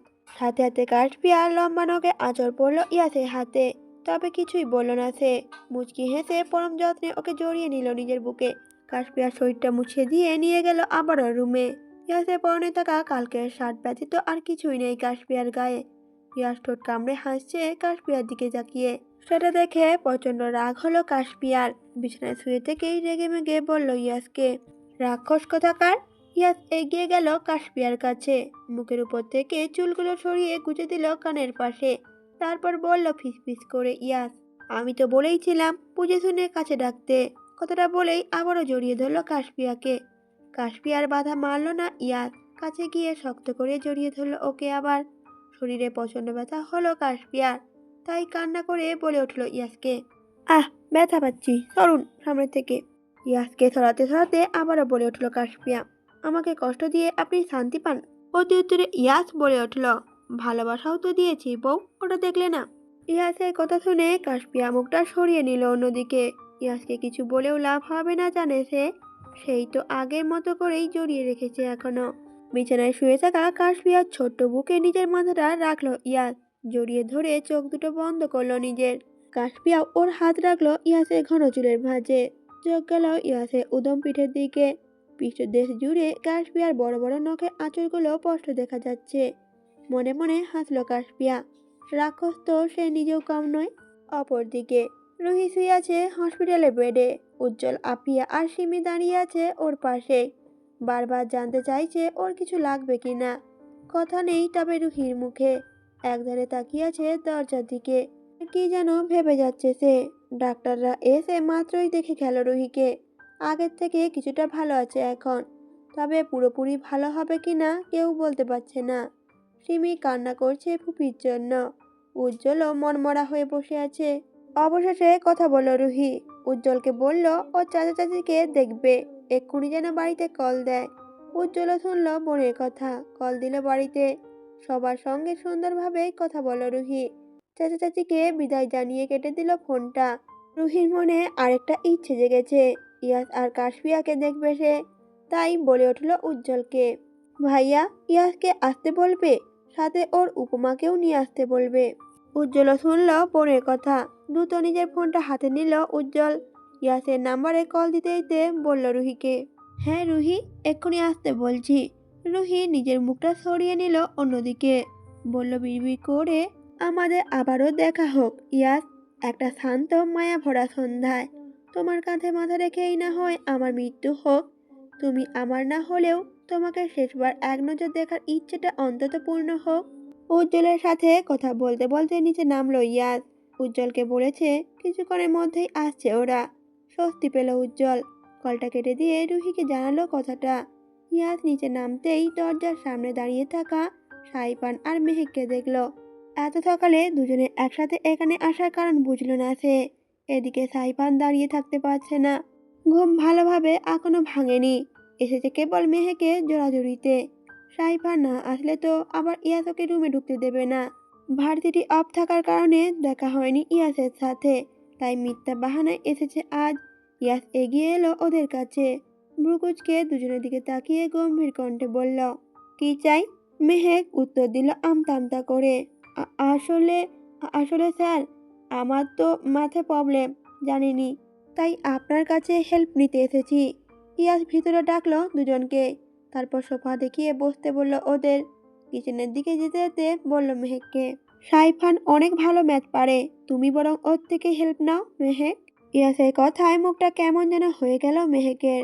সাইফান হাসলো এটা দেখে, বলল ঠাট্টার স্বরে, পেয়েছিস তো কাঁচকলা, আজাইরা আমার ঘুমটা নষ্ট করালি, সেই তো স্যার তোকে পাত্তা দিলেন না।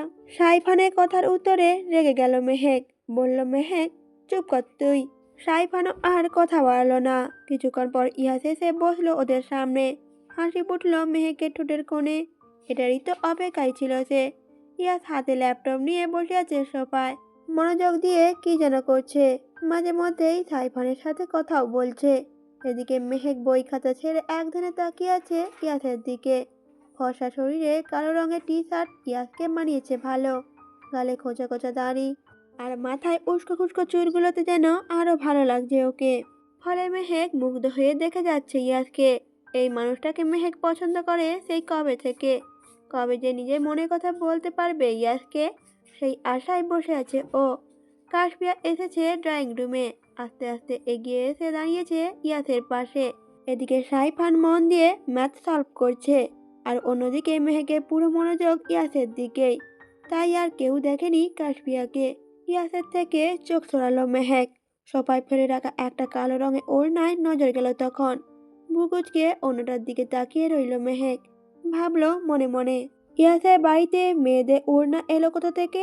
ইয়াস ব্যতীত অন্য কেউ কি এখানে থাকে? অন্যটার দিকে একধানে তাকিয়ে কথাগুলো ভেবে যাচ্ছে মেহেক। ইয়াস ল্যাপটপ থেকে চোখ সরালেই দেখলো ওর পাশে দাঁড়িয়ে থাকা কাশপিয়াকে। গায়ে এখনো ইয়াসের শার্ট আর পরনে একটা প্লাজো ছাড়া আর কিছুই নেই ওর। এই অবস্থায় কাশপিয়া এখানে এসেছে দেখে রেগে গেল ইয়াস। সামনে বসে থাকা সাইফানকে কি দেখেনি ও? এই মেয়ে এত নির্বোধ কেন? ভেবে পায় না ইয়াস। ইয়াস আর মেহেক ছাড়াও অন্য কেউ এখানে আছে বুঝতে পেরে মুখ তুলে তাকিয়েছে সাইফান। তবে কে দাঁড়িয়ে আছে দেখারটুকু সুযোগ পেল না সে। তার আগেই ইয়াস একটানে কাশপিয়াকে নিয়ে এলো নিজের কাছে। ওর করে বসিয়ে দিয়ে কাশপিয়ার মাথাটা চেপে ধরল নিজের বুকে। সবাই পড়ে থাকা ওড়নাটা টেনে নিল কাশপিয়ার মাথায় আর শরীরে। কাশপিয়াও টুস শব্দ করলো না, বিড়াল ছানার মতো ঘাপটি মেরে বসে রইল ইয়াসের কোলে। মেহেক আর সাইফান দুজনেই হাঁ করে তাকিয়ে আছে ইয়াসের দিকে। সাইফান আর মেহেকের প্রশ্নবোধক চাহনি দেখে ইয়াস বলল, অবাক হওয়ার কিছু নেই, she is my wife, you can leave now. সাথে সাথে মেহেকের মুখটা চুপসে গেল। ইয়াসের কথা শেষ না হতেই চোখে মুখে বিস্ময় নিয়ে বলল কেবল মেহেক, আপনি বিবাহিত স্যার? এসব কবে হলো? কাশপিয়া এমনিতেই রাগ হচ্ছে এই মেয়েটার উপর, তার মধ্যে আবারও করে বসেছে এমন প্রশ্ন। মেয়েটার মোটা মাথায় কি ঢুকছে না? কাশপিয়া ইয়াসের বউ বলেই তার কোলে চড়ে বসে আছে এতক্ষণ ধরে। ইয়াসের থেকে নিজেকে ছাড়িয়ে নিয়েছে কাশপিয়া। এদিকে সেদিকে তাকিয়ে কি যেন খুঁজলো। সেন্টার টেবিলের দিকে চোখ দিতে মিষ্টি পেটে রাখা কাঁটা চামচটা নজরে এলো ওর। কাশপিয়া ওটা হাতে তুলে নিয়ে রেগে মেগে মেহেকের দিকে এগিয়ে এসে বলল, এই মেয়ে, তখন থেকে আমার বড়ের দিকে ওভাবে তাকিয়ে আছো কেন? সমস্যা কি তোমার? চোখ দুটো গেলে দেবো একদম। কাশপিয়ার কাজে হতভম্ব বনে গেল মেহেক। ইয়াসও মাথায় হাত ঠেকিয়ে বসে আছে আগের মতো করেই। ভয়ে কিছুটা পিছিয়ে গেল মেহেক। ভ্রুকুচকে কাশপিয়ার দিকে তাকিয়ে বলল সে, ম্যানারলেস মেয়ে, বয়সে আমি তোমার থেকে বড় হব, কার সাথে কিভাবে কথা বলতে হয় জানো না? সাথে সাথে কাশপিয়াও উত্তর দিল, সে তুমি বড় হও আর ছোট, আমার হাজবেন্ডের দিকে বারবার তাকাবে কেন? প্রতি উত্তরে মেহেকও বলল, বিকজ আই লাভ হিম। সবাই বসে থাকা ইয়াস ভ্রুকুচকে তাকিয়েছে মেহেকের দিকে। কাশপিয়াও যে রেগে গেছে বুঝতে বাকি নেই ওর। কাশপিয়া কিছু বলবে তখনই বলে উঠল ইয়াস, হোয়াট ননসেন্স মেহেক, তুমি শুধু আর শুধুই মাত্র আমার স্টুডেন্ট। এসব কথার মানে কি? আজকের পর থেকে আর আমার চোখের সামনে আসবে না তুমি, কোনো কারণ থাকলেও না। লিভ নাও। অপমানিত বোধ হলো মেহেকের। ইয়াসের থেকে এমন ব্যবহার আশা করেনি সে। চলে যাবে বলে পা বাড়ালো মেহেক। তার আগে একবার তাকালো কাশপিয়ার দিকে।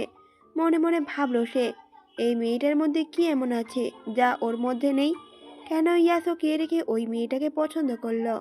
দ্বিতীয়বার একই কথা বলল ইয়াস। মেজাজ দেখিয়ে নিজের বাড়ি থেকে বেরোতে বলল মেহেককে। কাশপিয়ার প্রচণ্ড রাগ হচ্ছে এই মেহেককে দেখে, তবুও চুপ করেই রইল সে। মেহেক চলে গেল ইয়াসের ফ্ল্যাট থেকে বেরিয়ে। পিছু পিছু গেল সাইফানও। দরজার সামনে গিয়ে আবারও ফিরে আসলো সাইফান। তারপর একগাল হেসে বলল ইয়াসকে, স্যার ম্যাম কিন্তু খুব সুন্দর, অভিনন্দন আপনাকে। ইয়াসের হয়তো পছন্দ হলো না সাইফানের কথাটা। রেগে মেগে ওর দিকে তাকাতেই সাইফানও ভয় পেয়ে দ্রুত বেরিয়ে গেল সেখান থেকে। কাশপিয়া একবার তাকালো ইয়াসের দিকে। গায়ে থাকা ওড়নাটা মেঝেতে ছুঁড়ে ফেলে দিয়ে চলে যাচ্ছিল রুমে। ইয়াস বুঝলো ওর উপমা হয়তো রাগ করেছে। কাশপিয়ার হাত টেনে নিয়ে আসলো নিজের কাছে। ইয়াসের থেকে নিজেকে ছাড়ানোর চেষ্টা করে বলে উঠল কাশপিয়া, ছাড়ুন আমাকে। ইয়াস তখন শান্ত কণ্ঠে জবাব দিল কাশপিয়ার কথা, রাগ করেছে উপমা? কথা বলল না কাশপিয়া। রাগ তো সে করেছেই, তাকে বাড়িতে রেখে অন্য একটা মেয়ের সাথে বসে গল্প করছিল ইয়াস। কাশপিয়া যে মেয়েটার থেকে বেশি ইয়াসের উপরেই রাগ হচ্ছে। উত্তর না পেয়ে আবারও ডেকে উঠল কাশপিয়াকে ইয়াস। উপমা?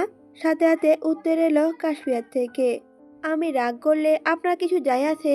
আমি কে আপনার? যান ওই মেয়েটার সাথেই গল্প করুন। ইয়াস কি যেন ভেবে ছেড়ে দিল কাশপিয়াকে। সুযোগ পেয়ে কাশপিয়া চলে যেতে নিলেই দ্রুত সামনে গিয়ে আবারও ওকে জড়িয়ে ধরল ইয়াস। তারপর আলতো করে ওর কপালে ঠোঁট ছুঁয়ে বলল আদুরে গলায়, তুমিই তো আমার সব উপমা, আমার স্বপ্নে দেখা সেই রাজকন্যা তুমি। নির্জন জীবনের নিভু আধারে এক চিলতে রৌদ্রতাপ তুমি, আমার উপমা তুমি। কাশপিয়া মাথা তুলে তাকালো ইয়াসের মুখ পানে। লোকটার ঘায়েল করা হাসিতে কোথায় যেন উড়ে গেল সব রাগ অভিমান। এমন সুন্দর হাসি আর মন ভোলানো চমৎকার কথা শুনলে যে কারোরই রাগ পড়ে যাবে। ইয়াস আর কাশপিয়া এসেছে রুহিকে দেখতে। কাশপিয়াকে আসতে দেখেই সিমি দৌড়ে গেছে ওর কাছে। দুজনে মিলে গল্প করছে অনেকক্ষণ। ইয়াস ওকে সিমির কাছে রেখেই চলে গেছে রুহির সাথে দেখা করতে। কিন্তু কেবিনে এসে রুহিকে পেল না সে। এদিক সেদিক তাকিয়ে খুঁজলো অনেকক্ষণ। কোথাও না পেয়ে বাইরে বেরিয়ে গেল আফিয়া আর উজ্জ্বলকে জিজ্ঞেস করবে বলে। সময়টা সন্ধ্যা। রুহিকে নিয়ে উজ্জ্বল একটা ক্যাফেতে এসেছে। হাসপাতাল থেকে বেশ খানিকটা দূরে বাঙালিয়ায় মোড়ানো একটা সুন্দর ক্যাফে আছে এখানে। ক্যাফের সৌন্দর্য, স্টাফদের কথাবার্তা আর খাবারের ধরন দেখলে মনে হবে লন্ডনের বুকে এক টুকরো আমাদের দেশ। উজ্জ্বলের মুখে ক্যাফটার সম্পর্কে শুনে রুহিরও ইচ্ছে হলো ওখানে আসবে। তাই ভাইকে বলতেই উজ্জ্বলও শুনল বোনের কথা। সম্মতি দেওয়ার সাথে সাথেই এখানে নিয়ে এলো। উজ্জ্বল আফিয়া আর সিমিকে হাসপাতালে রেখেই এসেছিল যেন ইয়াস আর কাশপিয়াকে নিয়ে এখানে নিয়ে আসে ওরা। ইয়াসের গাড়িটা এসে থেমেছে ক্যাফেটার সামনে। কাশপিয়া একবার গাড়ির জানলা দিয়ে চোখ বুলালো ক্যাফের দিকে। চারিদিকে রং বেরঙে লাইটিং করা, লোকজনের যাতায়াত চলছে সেখানে। পোশাকে আর সাজগোছে বাঙালি মনে হচ্ছে সবার। উজ্জ্বলের সাথে দাঁড়িয়ে কথা বলছে ইয়াস, কাশপিয়া, সিমি আর আফিয়া। ক্যাফের ভেতরে গেছে তারা। রুহির সাথে সবাই কথা বলেছে অনেকক্ষণ ধরে। রুহিকে দেখে কেমন কষ্ট হচ্ছে কাশপিয়ার। মেয়েটার শরীরে এত বড় রোগ নিয়ে চলাফেরা করছে, ভাবতেই খারাপ লাগছে ওর। এত অসুস্থতার মধ্যেও ঠোঁটের কোণে হাসি লেগে আছে রুহির। বুঝতে পারলো কাশপিয়া। নিজেকে ভালো রাখার আপ্রাণ চেষ্টা করছে রুহি। রুহির ডাকে ধ্যান ভাঙল কাশপিয়ার। রুহি বলল, আমি ইয়াসের সাথে আলাদাভাবে কিছুক্ষণ কথা বললে তুমি কি রাগ করবে কাশপিয়া? দুদিকে মাথা নাড়ল সাথে সাথে কাশপিয়া, যার উত্তর না। রুহি মুচকি হেসে ওর মাথায় হাত বুলিয়ে বলল, তুমি সুখী হও কাশপিয়া, তোমাদের সংসারে সুখ আসুক, একটা ছোট্ট রাজকন্যা বা রাজপুত্র আসুক, দোয়া রইল তোমাদের জন্য। ক্যাফের বাইরে পাতানো একটা বেঞ্চে বসে আছে রুহি। ইয়াস এসে দাঁড়িয়েছে ওর পাশেই। ইয়াস লক্ষ্য করলো ওকে। মেয়েটা কেমন শুকিয়ে গেছে, গায়ে ফর্সা ত্বকও এখন আর আগের মতো নেই, চুলগুলোও সব পড়ে গেছে। আগের রুহি আর এখনের রুহির মধ্যে আকাশ আর পাতাল তফাৎ। রুহি এতক্ষণ খেয়াল করেনি ইয়াসকে, মাত্রই দেখলো। কিছুক্ষণ ওর দিকে তাকিয়ে মুচকি হেসে বলল রুহি, আমার পাশে বসো ইয়াস। ইয়াস কথা বলল না, দাঁড়িয়ে রইল ওভাবেই। ঘাড় ফিরিয়ে অন্যদিকে তাকাতেই উজ্জ্বল, কাশপিয়া আর পাখিদের দেখল সে। উজ্জ্বল আফিয়া মাথা নাড়িয়ে বলছে ইয়াসকে রুহি যা বলছে শুনতে, কিন্তু ইয়াস তো তাকিয়ে আছে তার উপমার দিকে। কেমন অন্ধকারে ঢেকে আছে ওর উপমার মুখটা। সে কি তবে রাগ করলো রুহির সাথে কথা বলায়? ভাবনা চিন্তা মিথ্যা হলো ইয়াসের। কাশপিয়াও মুচকি হেসে চোখের ইশারায় বলল ইয়াসকে পাশে বসতে। ইয়াসও হাসলো কাশপিয়ার হাসির উত্তরে, বসলো গিয়ে রুহির পাশে। তারপর বড় একটা শ্বাস ছেড়ে ইয়াসের দিকে তাকালো রুহি। বলল ওকে, বলেছিলাম না ইয়াস আমাদের আবারও দেখা হবে? ইয়াস মুচকি হাসলো, জিজ্ঞেস করলো রুহিকে, তুমি ভালো আছো রুহি? প্রত্যুত্তরে রুহি বলল, আমি তো বরাবরই ভালো থাকি ইয়াস, তুমি আজ আমার কথা রেখে এসেছো তাই একটু বেশি ভালো লাগছে। চারিদিকে শীতল আবহাওয়া, ক্যাফেতে এত সুন্দর করে লাইটিং করা, পুরো দিনের মতো লাগছে পুরোটা। পাশেই বসে থাকা ইয়াসের কাঁধে মাথা রাখলো রুহি। কি হলো বুঝতে পেরে দ্রুত সরে যেতে চাইলো ইয়াস। রুহি আঁকড়ে ধরলো ওর বাহু। ইয়াসের দিকে তাকিয়ে অসহায় স্বরে বলল রুহি, যেও না ইয়াস, আজকের দিনটা প্লিজ, আমি আর বিরক্ত করব না তোমায়। ইয়াসের কেমন অস্বস্তি হচ্ছে, রুহির প্রতি বিন্দুমাত্র ভালোবাসাও নেই তার মনে, কিন্তু এভাবে ওকে প্রশ্রয় দিলে তো নিজের কাছে নিজেকে দোষী মনে হবে পড়ে। ইয়াস কিছু বলতে চেয়েও চুপ করে গেল। নীরবতা ভেঙে কথা বলল রুহি, একটা অন্যায় আবদার করবো ইয়াস, রাখবে? ইয়াস কথা বলল না, তাকে রইল রুহির দিকে। আবারও নিশ্চয়ই আবুজের মতো ভালোবাসা চাইবে ইয়াসের থেকে। রুহি কেন বোঝে না? ইয়াস তার সবটুকু ভালোবাসা দিয়ে দিয়েছে উপমাকে। ইয়াসের উত্তরে অপেক্ষা না করে রুহি বলল আবারও, একবার ভালোবাসি বলবে ইয়াস? মিথ্যে করে হলেও একবার প্লিজ বলো না তুমি আমাকে ভালোবাসো। ইয়াস চোখ দুটো বন্ধ করে শ্বাস ফেলল। মনে মনে প্রচণ্ড রাগ হচ্ছে তার। আপাতত নিজেকে সংযত করলো সে। রুহি অসুস্থ, রেগে কিছু বলে বসলে হয়তো কষ্ট পাবে, তাই নিজেকে শান্ত করলো ইয়াস। বলল রুহিকে, তুমি তো অবুঝ নও রুহি, কেন বারবার এমন অন্যায় আবদার করছো? মনে একজনকে রেখে মুখে আরেকজনকে ভালোবাসি বলাটা পাপ, জানো না তুমি? রুহি তখন বলল, আমার কাছে তুমি সবার আগে ইয়াস, পাপ পুণ্যের সব ঊর্ধ্বে তুমি। একবার বলো না ইয়াস তুমি আমাকে ভালোবাসো, মিথ্যে করে হলেও একবার বলো। আমি তো সারা জীবন অন্যায় করে এসেছি তোমাকে ভালোবেসে, তুমিও আজকে একটু না হয় অন্যায় করো, একবার আমাকে ভালোবাসি বলো না। ইয়ার সাথে হাতে বিরক্ত হয়ে ধমক দিয়ে উঠল রুহি। তারপর নিজেকে শান্ত করলো ইয়াস। রুহি ছেড়ে দিল ইয়াসের হাত। বুঝলো ইয়াস শুনবে না ওর কথা। রুহির ভিতরটা ভেঙে চুরমার হয়ে গেলেও ঠোঁটের কোণে এক চিলতে হাসি নিয়ে বলল রুহি আবারও, আমাকে ভালোবাসি বলতে হবে না ইয়াস, তুমি ভালো থেকো, আমাকে একটু মনে রেখো তাহলেই হবে। কথাটা বলার পর কিছুক্ষণ থেমে রুহি আবারও বলল, চা নিয়ে আসবে? সাথে সাথে ইয়াস মাথা নাড়িয়ে হ্যাঁ সূচক জবাব দিল। উঠে গেল চা নিয়ে আসবে বলে। কাশপিয়ারা সবাই এখনো দাঁড়িয়ে আছে আগের জায়গাতেই। অন্য সময় রুহির মুখে ইয়াসের কথা শুনলে রাগ হয় কাশপিয়ার, কিন্তু আজকে যে খুব কষ্ট হচ্ছে ওর। বুঝতে পারছে মেয়েটা কতটা ভালোবাসে ইয়াসকে। কাশপিয়ার রাগ হচ্ছে এবার নিজের ওপরেই। ও যদি ইয়াসের জীবনে না আসতো তাহলে তো রুহি এভাবে কষ্ট পেত না। ইয়াস নিশ্চয়ই সাড়া দিত ওর ভালোবাসার ডাকে। কাশপিয়ার মুখটা কেমন বেজায় করে রেখেছে। রুহির জন্য হয়তো খারাপ লাগছে ওর। উজ্জ্বল লক্ষ্য করলো এটা, চোখে পানি মুছে বলল কাশপিয়াকে, রুহির কথায় তুমি রাগ করো না কাশপিয়া, ওর মাথা ঠিক নেই, অসুস্থ তাই আমি কিছু বলি না। তাছাড়া আর ও কয়দিন বলো? আমার বোনের জন্য তোমাদের মধ্যে কোনো ঝামেলা হোক তা আমি চাই না। কাশপিয়া নিজেকে সামলে উত্তর দিল এবার, না না ভাইয়া, আমি রাগ করিনি। কাশপিয়ার উত্তরে খুশি হলো উজ্জ্বল। সবাইকে নিয়ে চলে যেতে চাইলো এখান থেকে। রুহি না হয় আর একটু সময় ওখানেই বসুক। কাশপিয়াও সায় জানালো উজ্জ্বলের কথায়। ততক্ষণে চায়ের কাপ হাতে ইয়াস দাঁড়িয়েছে রুহির সামনে। রুহি তখন হাসি মুখ করে তাকিয়েছে ওর দিকে। চায়ের কাপটা হাতে নেবে, ঠিক তখনই কানে আসলো কাশপিয়ার চিৎকার। কি হলো বুঝতে না পেরে সবাই তাকালো ওর দিকে। রুহি হয়তো কিছু আন্দাজ করলো। কাশপিয়া ছুটে আসছিল ইয়াসের দিকে। ওকে সরিয়ে দিয়ে এসে দাঁড়ালো ইয়াসের সামনে। কোনো কিছুর বিকট শব্দে কেঁপে উঠল সবাই। ইয়াসের চোখে মুখে রক্তের ছিটে এসে পড়ল। কি হলো বুঝে ওঠার আগেই রুহির শরীরটা লুটিয়ে পড়ল মাটিতে। ক্যাফের লোকজন সবাই এসে জড়ো হয়েছে জায়গাটিতে। উজ্জ্বল সবটা লক্ষ্য করে বুঝলো